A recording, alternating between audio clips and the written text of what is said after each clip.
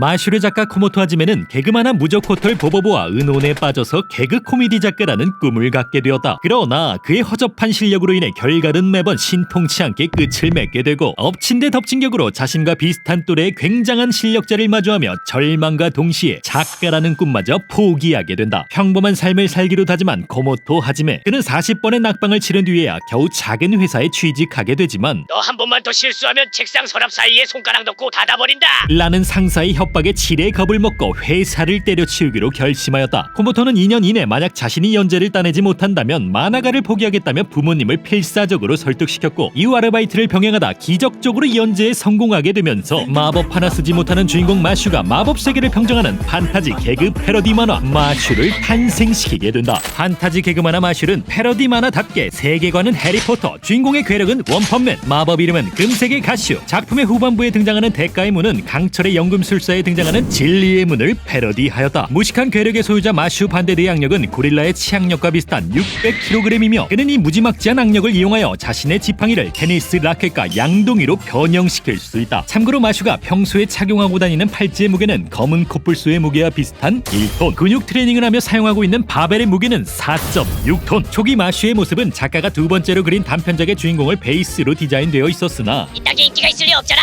계속 이따위로 그리면 손가락 잘라버린다. 라는 담당자의 협박으로 인해서 현재의 마슈가 탄생하게 되었다. 마슈의 근육은 각 부위마다 마이크, 케빈, 김씨와 같은 고유의 이름을 지니고 있다. 그는 근육 트레이닝을 진행하면서 자신의 근육들과 대화를 나눈다고 하는데 근육들 중 가장 좋아하는 부위는 크고 강력한 대퇴 사두근. 마슈는 대부분의 용돈으로 슈크림 재료와 프로틴을 구매하고 있으며 꿀같은 휴무일에는 근육 트레이닝과 슈크림 만들기로 소소한 일상을 보낸다고 한다. 마슈가 슈크림을 좋아하는 설정은 작가의 할아버지가 매번 슈크림을 사왔던 추억을 떠올리면서 추가하게 된 설정이라고 하며, 마슈는 책을 통해 슈크림의 기초를 배우고 시판하는 것을 연구하여 자신만의 슈크림을 제작할 만큼 슈크림을 좋아하지만 안타깝게도 슈크림 말고는 아무것도 만들 수 없다. 각종 마슈가 사먹는 고블린 슈크림의 가격은 엔화로 치면 230엔 정도. 마슈가 마법이라고 속이며 사용하는 정체불명의 기술들은 그가 잠자리에 들기 전 이미지 트레이닝을 통해서 연마하고 있다. 작중 히로인으로 등장하는 레몬은 연재 콘티를 그리던 당시 아무리 개그만 알아도 여주인공은 있어야지 이 자식아.